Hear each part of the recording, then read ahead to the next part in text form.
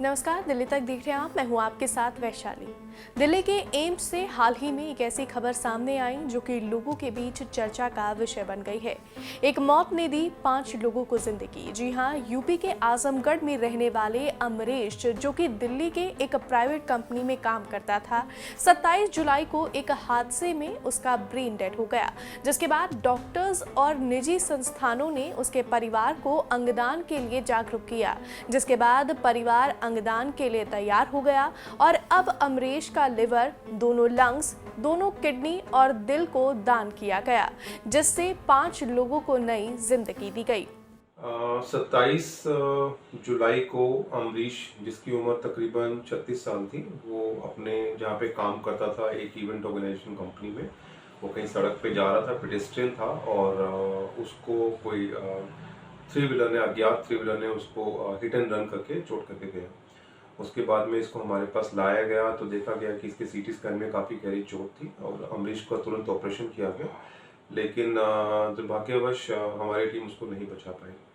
28 जुलाई को तकरीबन 9 बजे के आसपास शाम के इसके कुछ टेस्ट करे गए 2 बार ब्रेन डेथ सर्टिफिकेशन के लिए, एपनिया टेस्ट और दूसरे क्लिनिकल टेस्ट, जिसमें पाया गया कि इसकी ब्रेन डेथ हो चुकी है।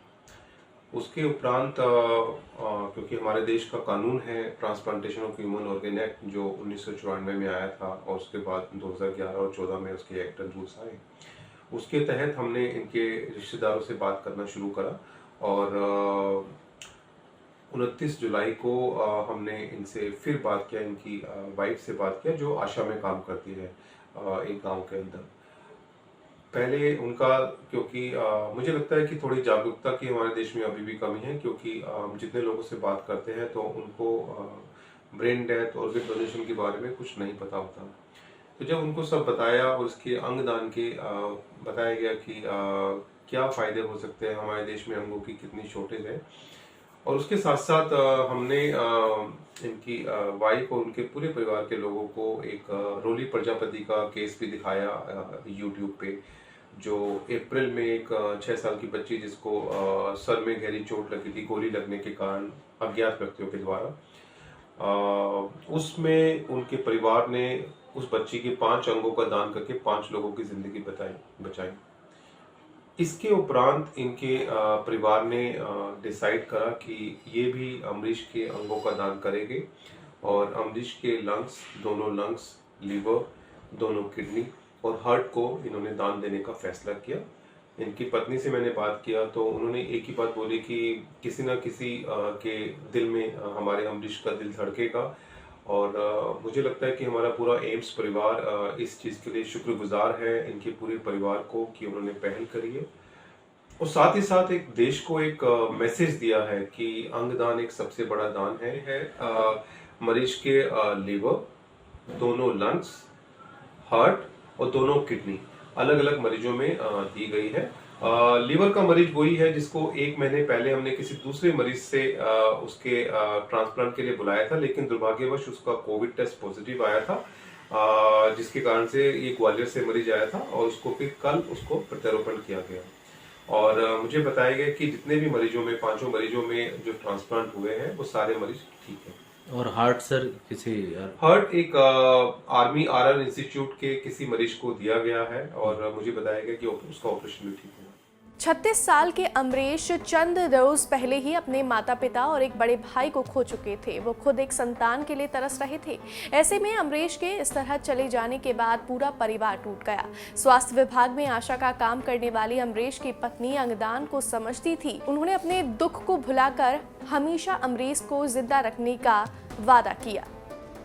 27 तारीख को काम पे गए हुए थे जैतपुर, और काम पर से वहाँ से लौट रहे थे। लौटते समय जो है कि रास्ते में उनका जो है कि वो 3 व्हीलर वाले ने पीछे से जो है कि टक्कर मार के और वो भाग गया, और फिर उसके बाद उनके साथ जो एक और व्यक्ति था वो उनको उठा के और उसके इंचार्ज को फ़ोन किया तो वो भी आए वहाँ पे।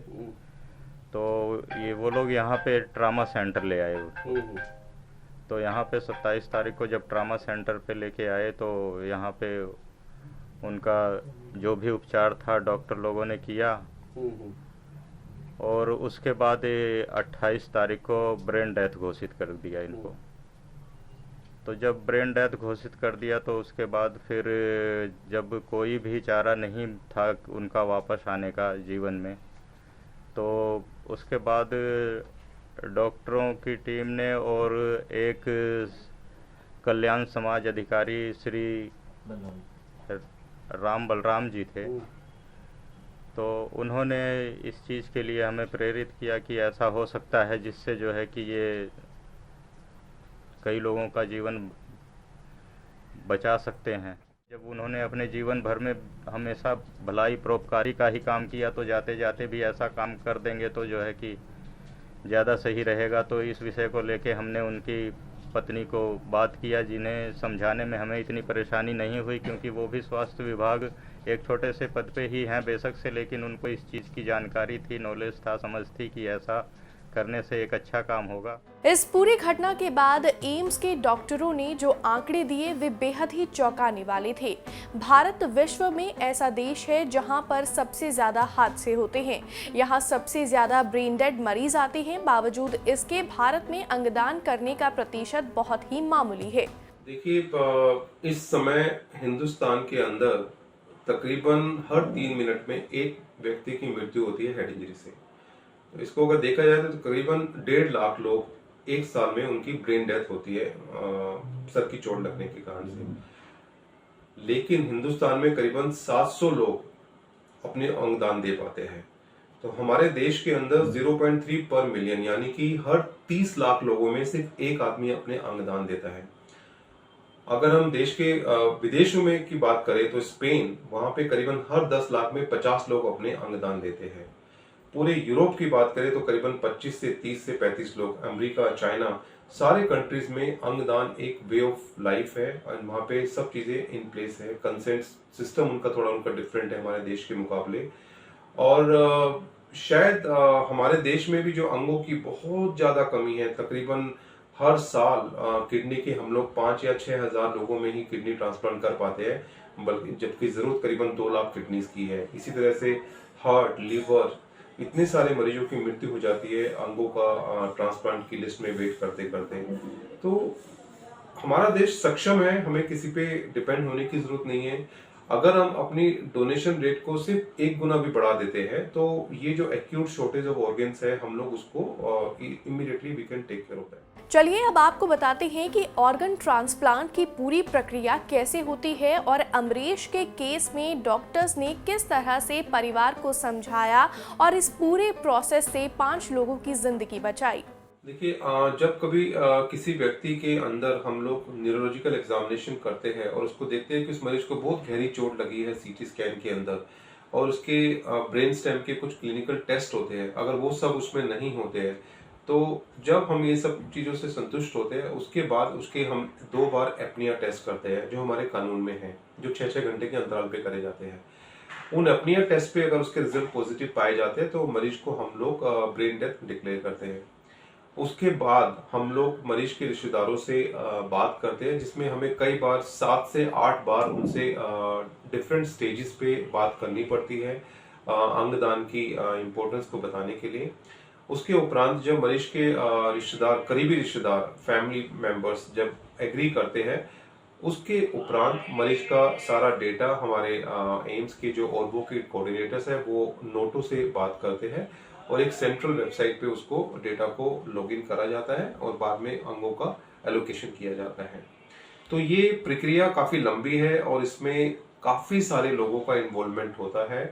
हमारे ट्रॉमा सेंटर में ऑर्गन प्रोक्योरमेंट टीम, हमारे एम्स की organ retrieval and banking organisation की टीम, और उसके साथ में हमारे जो रिट्रीवल टीम है अलग अलग विभाग की, हमारे renal department, nephrology, renal transplant team, cardiothoracic team, hepatobiliary team, इसी तरह से प्लस आरपी सेंटर जो आंखों का प्रत्युत्पादन करता है। तो बहुत लंबी टीम इसमें इन्वॉल्व होती है।